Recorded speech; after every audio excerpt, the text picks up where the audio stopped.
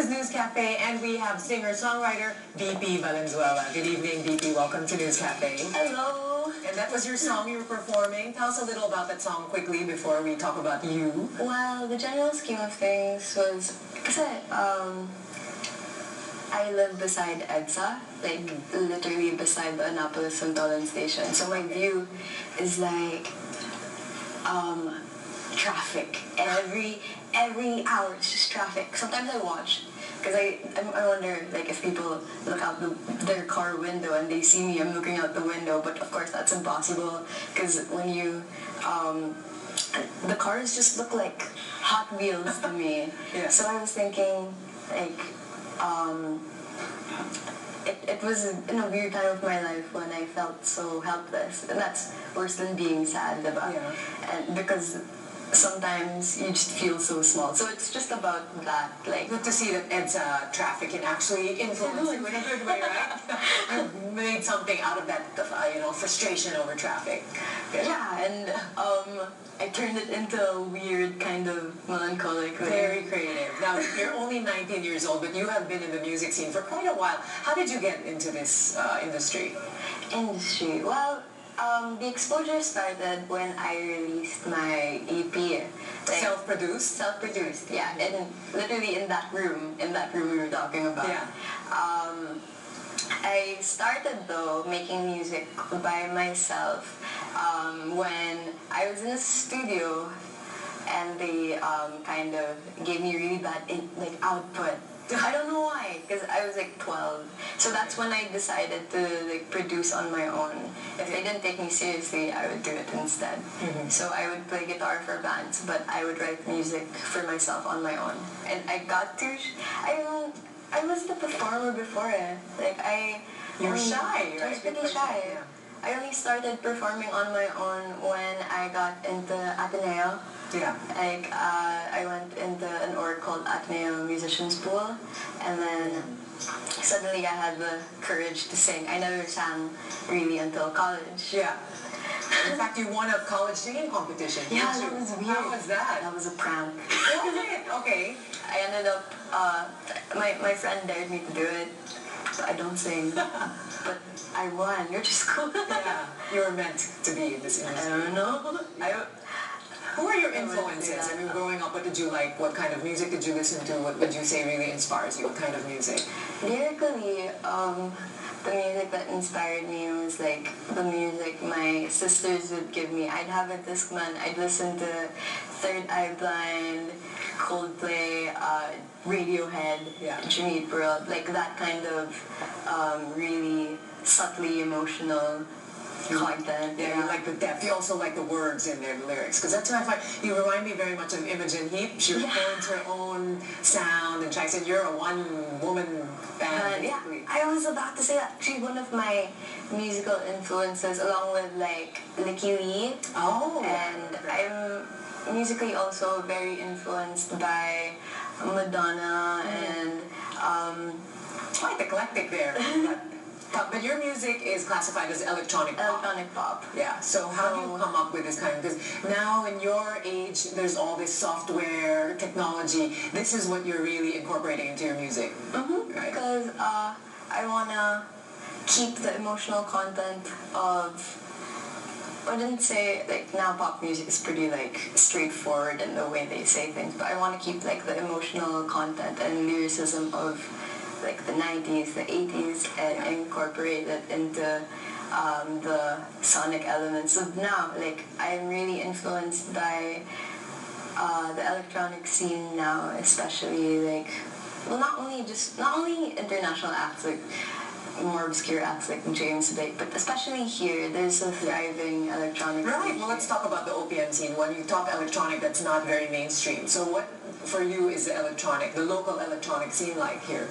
It's very underground then. Yeah. Like, it's usually, I am part of an electronic music collective called Logic Club, and we host events almost every month. Also, other collectives do that because some of us don't quite fit into the band scene. Some of us don't fit into the EDM club scene. So we just find ways. The OPM scene is very varied. Yeah, it's changed a lot because when for your music, no one would really think this is typical OPM music now. So what is OPM to you now?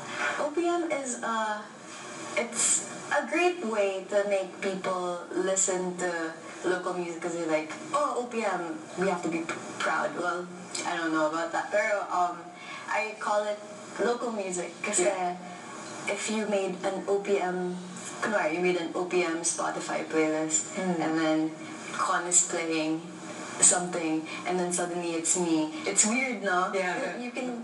The combinations that come up, You can see how diverse everything is na, lalo na in the social media age. Everyone is trying to take everything in. Yeah. And there's just so many avenues for people to... Well, even in terms of promotion, where back in the day, musicians would look for labels, you can do it all on your own. How do you promote your music? Do you rely especially on social media? Well, that's the thing. I don't think I would be where I am now if the internet didn't exist. Yeah. Because a lot of my releases are online because I thought most of my audience, they're college kids. And I realized, like, even with the internet, it's very crucial to perform. I perform in most of the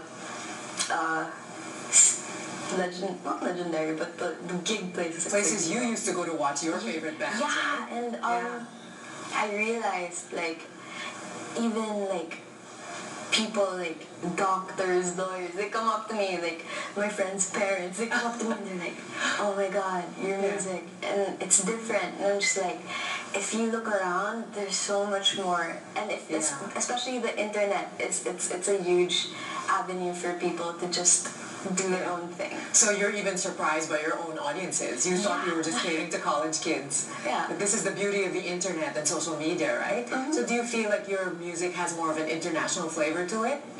Well, it's been featured on some international music publications like DIY.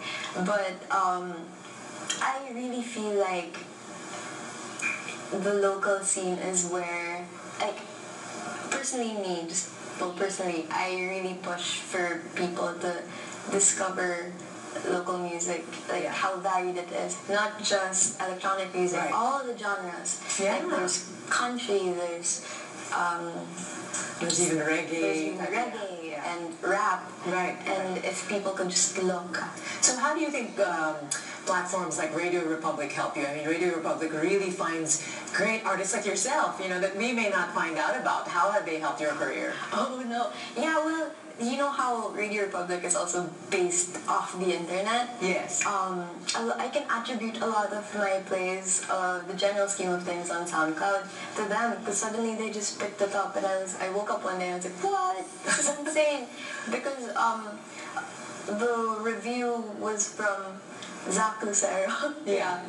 From Imago. Right. And then there was like a comment from Kelly from Kwan, and I was just like, oh my god. Yeah, I grew up listening to OPM on Mix, on MTV, so I was just like, this is insane. Like, my life has just gone full circle. And you were so young, BP. Now, future collaborations, I'm sure you have a lot of dreams you're still looking to make happen. What are you looking at in the near future? I'm still trying to finish my album before I turn 20. Wow, that's 1 year. So I'm working with Nick, and I'm working with a lot of other local musicians. Some people approach me, they're like, how do I tronify my sound? I'm just like, okay, I'll help. I'm open to a lot of collaborations, like, because I feel like local music shouldn't be a competition with international music. I feel like if people just look, if people just try to discover these things, and Radio Republic is ultimately like one of the best avenues for that. If people just look, you can see that it's just so... It's basically breaking borders. No? That's a good point, though, that even you can collaborate with international artists without meeting them. Yeah. Because now you can just record. And how do you balance this with your busy school life? I mean, you're a student in Ateneo, maybe taking another course soon. Yeah. How does this, what are the challenges that you're facing now? Well, I took up sociology in Ateneo, and towards the end of the year, I was like, you know what, I can't deny it. My passion's really music, producing music. So I released my EP towards the end of the year, like my first release, and I really felt like I shouldn't quit. Like I tried quitting like before I entered college, and then now I realized, no, this is really what I meant to do. So I'm transferring to Music Prod and CSP. It's nice that we have like art courses, like a dedicated art school. So. Well, it's great to see you really doing everything to learn more and enhance your craft. What kind of advice would you give other kids out there, even adults? Like maybe people are starting late. It's never too late. But to really get, what do you do to really get this creative process going? People can learn. Like, it's, as you said, it's never too late. Even I got the hang of it only because I kept practicing. I think it's just practice, hard work, motivation. If you really want to do it, you'll do it anyway. Very true. And I don't know, like, especially now that there are avenues for this, people should be game. If they want to do it, they can, because there's so many ways to do it now. Exactly. Well, it's said that 10,000 hours makes an expert, and you're well on your way there. Thanks for sharing your time with us. Thank you so much. Very inspired. We'll be watching out and listening more to you. And that's it for News Cafe this evening. Thank you very much, BP Valenzuela, for being on the show. And thanks also to our guests from Radio Republic who joined us earlier, Ron Titular, Zach Lucero, and Kelly Mangas. See you next week right here on News Cafe. I'm Mitzi Borromeo. Have a good evening.